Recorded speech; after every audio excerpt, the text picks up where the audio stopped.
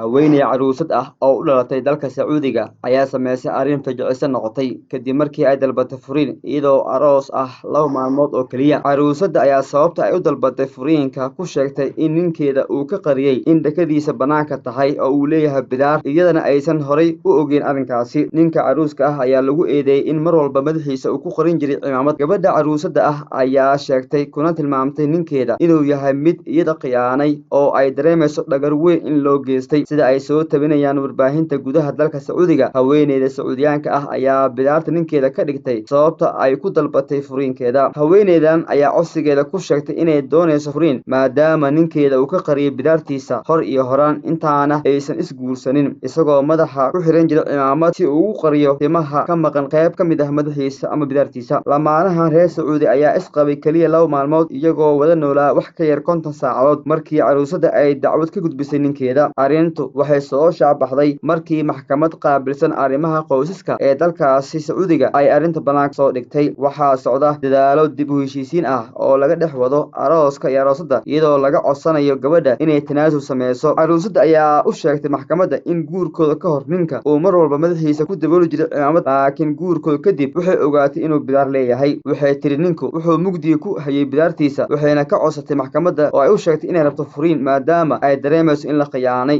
hadalkeeda ay raacisay inuu si qarsoodi ah ninkan u ilaalin jiray madaxiisa, laakiin markii ay wada aqal galeen arrintaani ay banaanka soo baxday iyadoo aragtay isagoo dhaka xiran oo bidaar leh. Waxaan ku dareemayaa ceeb saaxiibadeeda marka ay imaadaan iyo sidoo kale qaraabadeeda in ninkayga oo bidaar leh aan horgeeyo, waxaana ka walwalsanahay arrintaasi. Sidoo kale waxaa ka cabsi qaba in caruurteeda ay u nuglaadaan inay bidaar yeeshaan maadaama aabbahooda uu yahay nin bidaar leh, ayay tiri. Qaar ka mid ah saraakiisha maxkamadda ayaa isku daya inay ka dhaadhiciyaan in arrintu ay ku soo dacweysay gabadha ninkeeda uu yahay wax aan macno lahayn, laakiin caruusadda ayaa ku adkaystay in dacwadeeda aysan ka laabanaynin. Maxkamadda ayaa dib u dhigtay xukunka dacwadda iyadoo la rajeynayo in haweeneydu ay yeelan doonto isbeddel xagga qalbiga ah. Qareen u doodaya ninka ayaa ku tilmaamay kiiska inuu yahay kiiska furiin ee ugu yaab badnaa ee uu ebed arko, wuxuuna intaa ku daray in haweeneyda ay xaq u leedahay inay codsato furiin guurka haddii ay ku aragto cillad naceeb ah oo joogto ah oo ay markii hore aysan ku ogeen.